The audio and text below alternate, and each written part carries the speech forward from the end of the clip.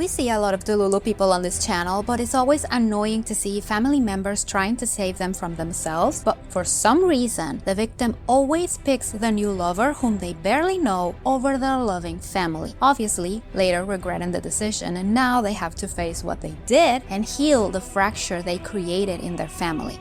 At least this lady acknowledges how egotistical she was behaving. 53-year-old Janie lives in Indiana. She is divorced and she is a mother of 2. While she was getting a divorce, she decided it was a great idea to start dating.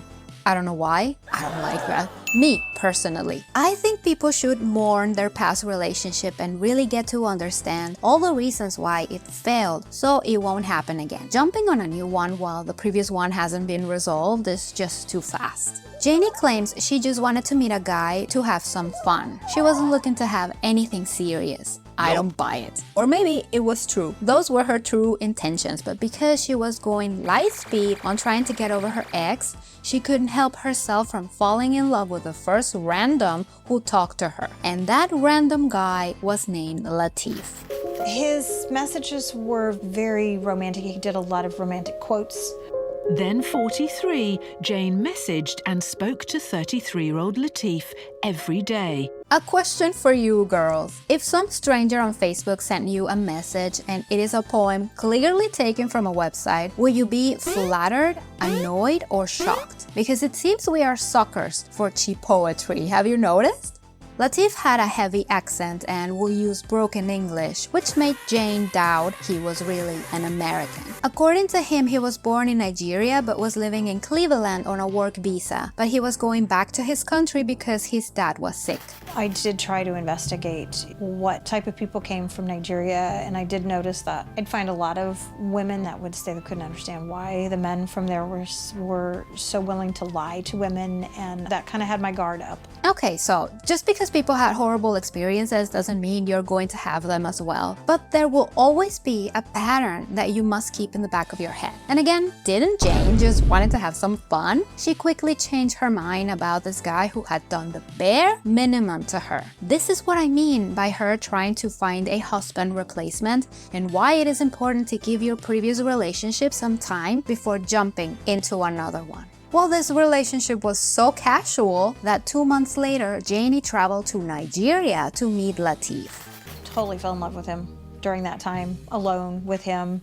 And he basically treated me like a queen, waited on me hand and foot. It just was a whirlwind. And what's more casual than marriage, right? Latif proposed to her before the trip and he had all the arrangements ready to have the wedding. So she just needed to go over there and get married. From the beginning, there were red flags after red flags that she refused to see. And just like Patricia, after she got married, she had to go back to her country but without her husband.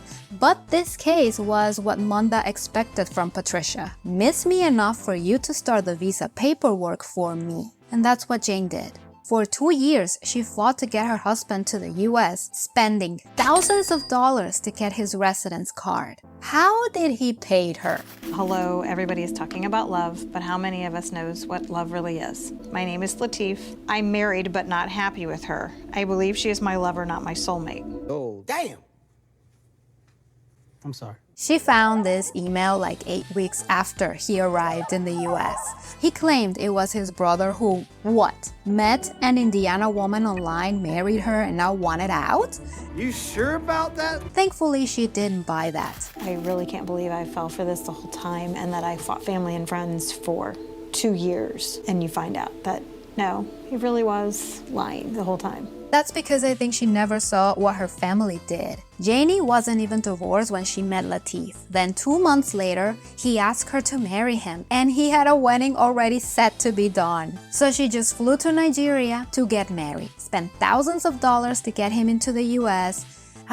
I bet through her eyes, she saw a younger guy attracted to her and her ego took control of her emotions after that. Janie kicked him out and divorced the guy, but couldn't kick him out of the country because she made everything legal for him to stay up to 10 more years. I understand the frustration of being scammed and the scammer gets to have it all, but We're talking about adults here. And sure, adults can be manipulated into doing things they didn't mean to do, but in these cases, especially having a solid background of people trying to protect the victim and giving them a reality check every time they can, it's hard to empathize. Easy to sympathize, don't get me wrong, but this is like going on a dangerous street, thinking you are invincible and then ending up getting mugged. Everyone warned you, but you thought you were different and nothing was gonna happen to you. I'm bad at analogies, but I hope you understood. Victims of romance scammers think so highly of themselves, they never think something bad is going to happen. They nuke meaningful relationships to protect a month-long one.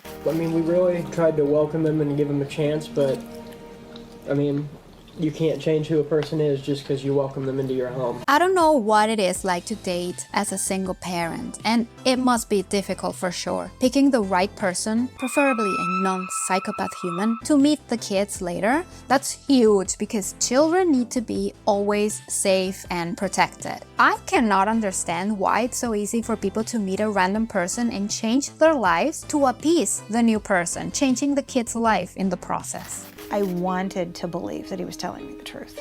I think I'm strong enough now to know better and what he's really like. And no, I couldn't go through it again. Yes, and probably her ego was bruised into reality. I sincerely hope the relationship with her family, especially with her kids, healed and everyone is doing great. Janie found out that the ones she criticized for 2 years were trying to save her from herself. Not everyone has the privilege of a good and strong foundation that will catch you as you fall, but you can only do that for so long. So next time she is in the same problem, people around her may not be as sympathetic to her anymore. What do you think about this story? Leave me your thoughts in the comments below. Don't forget to subscribe and leave a like. It really helps. I talked a little bit about Patricia and Monda. She is 60 and he's not even in his 30s. Another case of ego-blinding reality.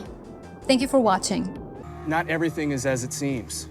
Not everything you see or want it to be can be exactly what you want it to be, and I am living proof of that.